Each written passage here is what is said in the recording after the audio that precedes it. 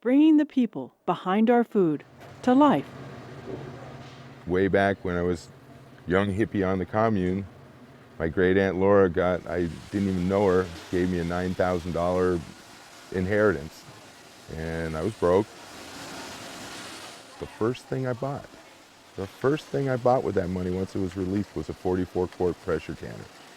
Then Jude and I went to Guatemala and we spent the rest of the money. But we've used that pressure canner, I still have it.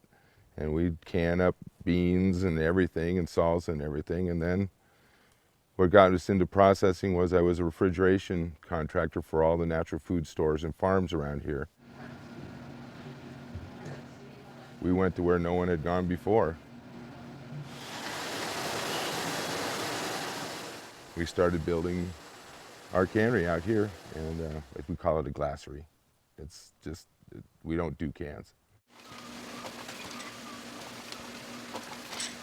And so we've been just wholesaling, direct distributing to stores in the Northwest, and that's been working pretty good.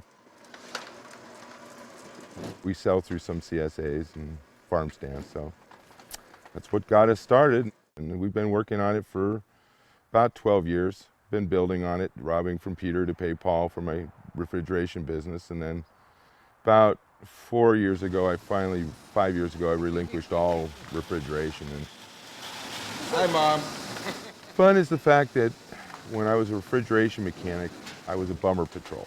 I was never there when things were working good. I was the necessary evil. People appreciated me, but they were spending money and they didn't like it. It's like, when your car breaks down. You need your car, so you appreciate your mechanic, but you sure don't want to spend it on the bill. It's just a necessary thing. What I saw with food and everything else is people really like it.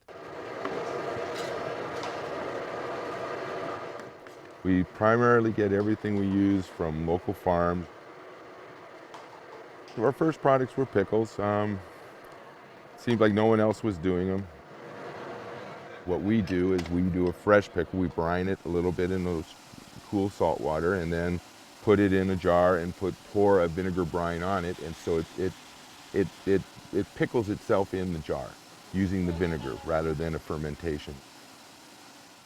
Jams were our next thing, and then we suddenly discovered that there's an abundance of tomatoes in the valley that is thrown away because they're just not quite perfect. They're perfectly right, perfectly delicious, but they don't fit the fresh market #1 quality.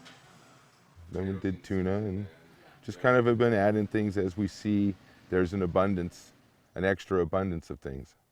Because with our farms, getting them the #1 product, #1 produce is primary, and we'll work with what they have left over, oversized, and everything else.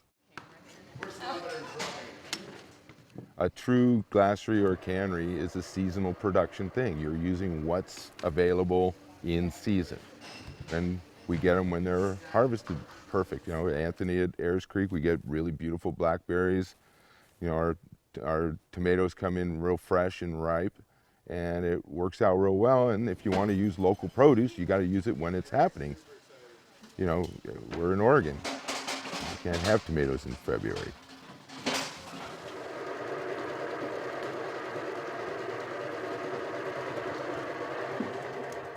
There's not a lot of people doing what we're doing because basically you have to have a real mechanical idea about it. Otherwise you have to have hundreds of thousands of dollars to do it. And plus processing like this is not that real glamour high dollar like making ice cream or, coconut bliss where it was like great, people love the sweet stuff. And so it's just a simple larder thing. And so we have accept the idea that we're not glamorous, but we're just doing something that I feel is essential for the food system to be regional. And you need to preserve your things, whether it's drying, freezing, or putting it up. We need to do those things nowadays. We can't just always be depending on Mexico or somewhere else for our produce. The market has grown. Our market has grown. We're growing. The stores are more responsive. But the market for local identity of the food, where it's coming from, how it's made, and quality, there's a lot of people concerned about packaging.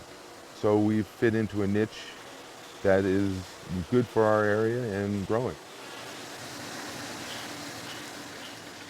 Right now we sell about 200,000 jars a year, and we'll probably get to 400 or 500,000, and that will be fine. And that allows us to still be a small business and have a vacation.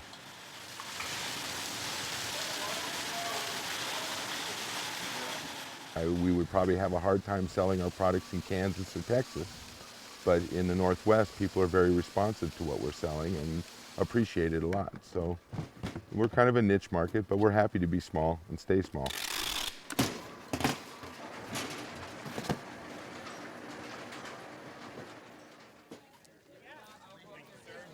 Every farm, for every one tomato of number one, there's 1 to 2 tomatoes of number two they can't sell. But yet they're perfectly good, and what do you do with them? And so it's an effort for the farm to be able to be profitable with everything they grow, not just the number one produce.